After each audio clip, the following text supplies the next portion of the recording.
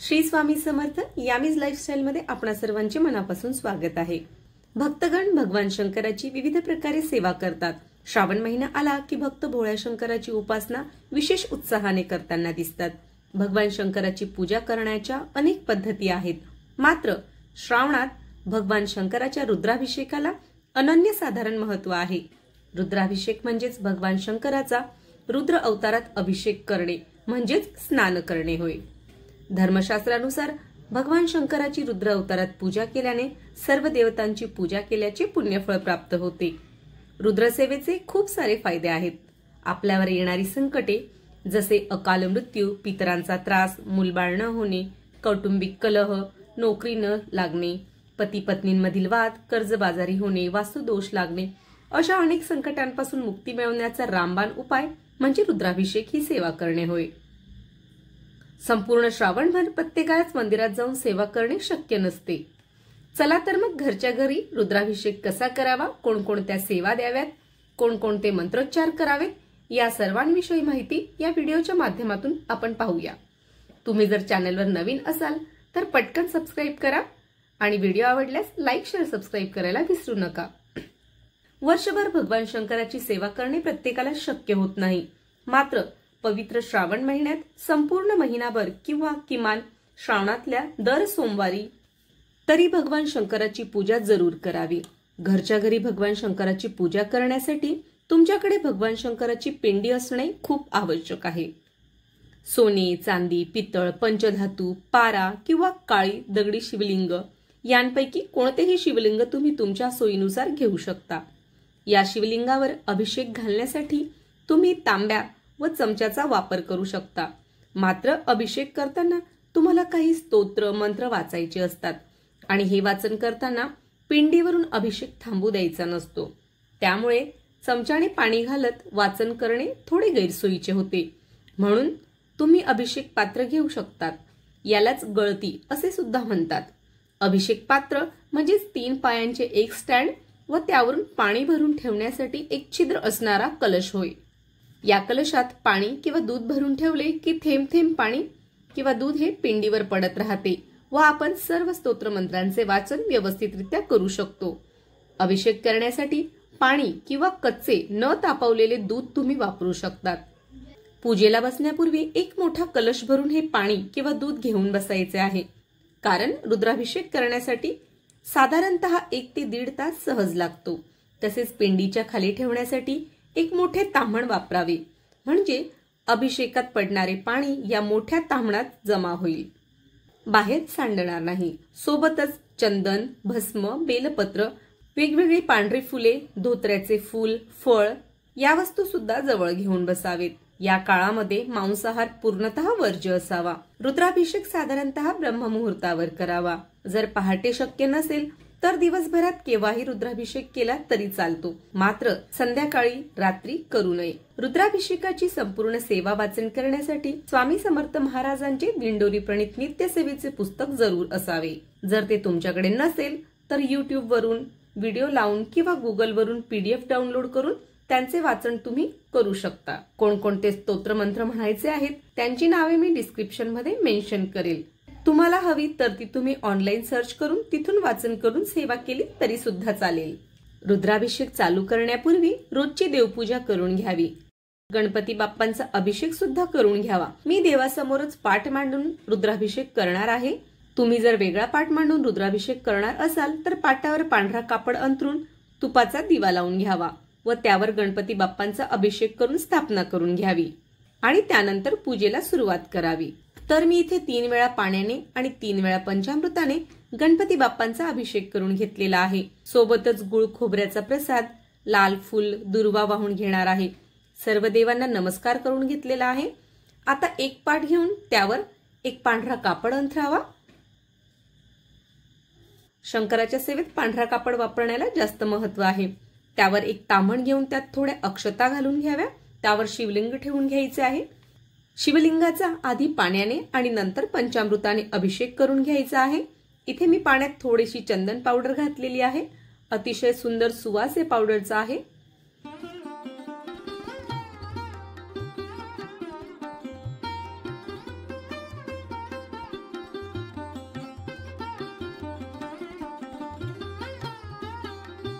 त्यानंतर पुन्हा एकदा पाण्याने पिंडीला स्वच्छ धुवून पुसून घ्यायचे आहे.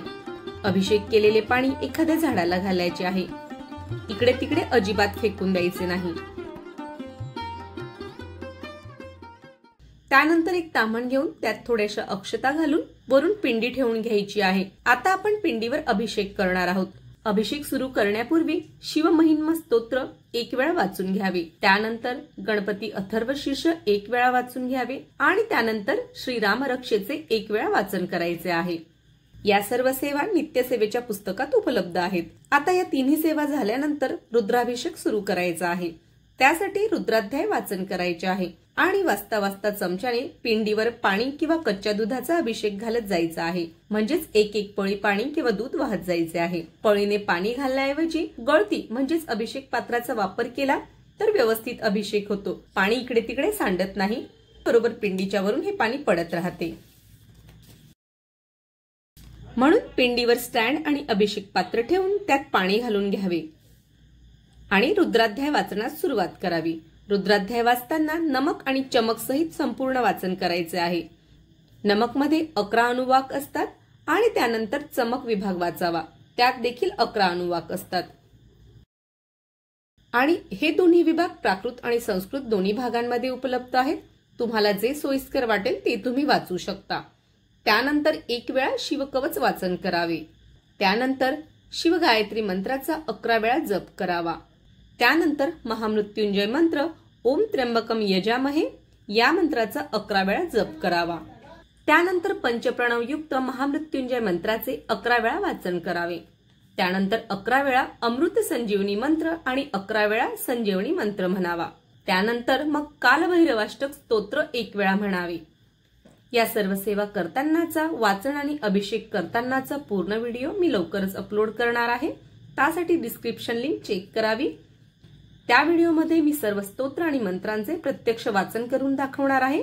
म्हणजे तुम्ही सेवा करताना सर्व साहित्य जवळ घेऊन बसलात आणि व्हिडिओ ऐकत त्याप्रमाणे कृती केली तरी घरच्या घरी सोप्या पद्धतीने रुद्राभिषेक पूर्ण होईल.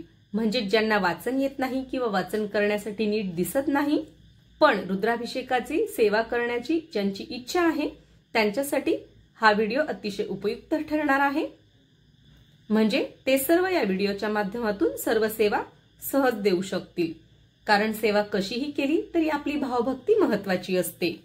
या सर्व सेवा झाल्यानंतर शिव अष्टोत्तर नामावली म्हणायची आहे. त्यासाठी शिवलिंगाला दुसऱ्या एका ताम्हणात अक्षता टाकून ठेवून घ्यायचे आहे. त्याला भस्म चंदन लावून घ्यायचे आहे. रुद्राभिषेकात जमलेले पाणी संपूर्ण पूजा आटोपल्यानंतर घरातल्या सर्वांनी तीर्थ म्हणून प्राशन करायचे आहे. संपूर्ण घरात शिंपडायचे आहे आणि उरलेले पाणी झाडाला घालायचे आहे. हे तीर्थ खूप प्रभावी असते. आपल्या घरातील नकारात्मक ऊर्जा, आजार, भांडण, तंटा, व्यसन या सर्व संकटांपासून मुक्ती देण्याची शक्ती या तीर्थामध्ये आहे. तर शिव अष्टोत्तर नामावली म्हणताना 108 बेलपत्रे घेऊन बसावे. ही नामावली सुद्धा नित्यसेवेच्या पुस्तकात दिलेली आहे. त्यासाठी 3 पाने असलेली ताजी बेलपत्रे घ्यावीत. 108 बेलपत्रे नसतील तर एकच बेलपत्र 108 वेळा वाहून 108 नावे वाचावीत. म्हणजे बेलपत्र वाहावे. म्हणजे एकदा बेलपत्र वाहावे ते पुन्हा उचलून घ्यावे आणि पुन्हा वाहावे व वाहताना एक एक नाव वाचन करत जावे. बेलपत्र वाहण्यापूर्वी त्याचे देठ जरूर काढून घ्यावे.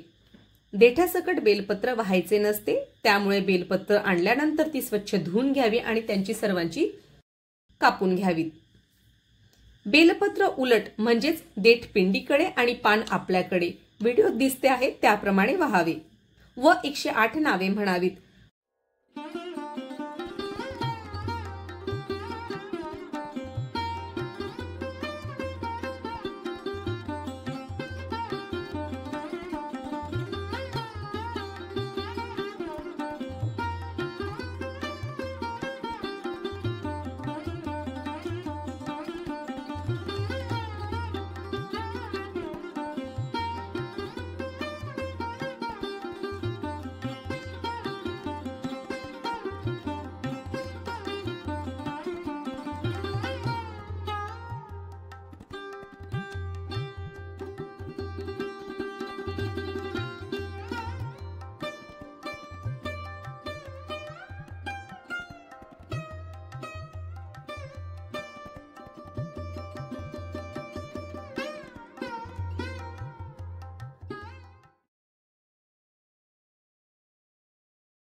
108 बेलपत्रांचा पिंडीवर एक ढीग तयार होतो। त्यानंतर मी बेलपत्रांच्या खालून ही पिंडी काढून घेतलेली आहे आणि त्या बेलपत्रांवर एक छोटे ताम्हण ठेवून त्यात ठेवून घेतलेली आहे। त्यानंतर पिंडीला भस्म, पांढरी फुले वाहून घ्यायची आहेत। तसेच धोत्र्याचे फूल, फळ सुद्धा मिळाले तर ते सुद्धा नक्की वाहावे आणि मनोभावे नमस्कार करायचा आहे। त्यानंतर भगवान शंकराची आरती म्हणायची आहे। धूप, दीप, कापूरणे ओवाळून घ्यायचे आहे। रुद्राभिषेकाची सेवा ही अत्यंत प्रभावशाली व उच्च कोटीची सेवा मानली जाते। नेहमी ही सेवा करणे शक्य नसले तरी श्रावणात नक्की करावी आणि श्रावणात सुद्धा दररोज जरी शक्य नसली तरी किमान वेळ काढून सोमवारी नक्कीच करावी। भगवान शंकर आपले तारणहार आहेत, ते आपल्याला संकटातून अलगद बाहेर काढतात। मात्र आपल्या मनात विश्वास, श्रद्धा आणि भाव जरूर असावा। सेवा करताना कोणताच किंतु परंतु मनात आणायचा नाही। जमेल तशी सेवा नक्की करावी। या सेवेमुळे रोग आजारांपासून मुक्ती होते, लग्न जुळत नसेल तर लग्न जुळते, मुलबाळ होत नसेल तर मुलबाळ होते, नोकरी व्यवसायात सतत अपयश येत असेल तरी सुद्धा तुम्ही ही सेवा जरूर करा। एकदा मनोभावे सेवा केल्यानंतर तुम्हाला निश्चितच त्याचे चांगले फळ दिसेल। तसेच संपूर्ण सेवेचा पुढील व्हिडिओ सुद्धा तुम्ही जरूर बघावा। हा व्हिडिओ तुम्हाला उपयुक्त वाटला असेल तर लाईक, शेअर, सबस्क्राईब करायला विसरू नका। भेटूया पुढील व्हिडिओमध्ये। तोपर्यंत श्री स्वामी समर्थ। धन्यवाद।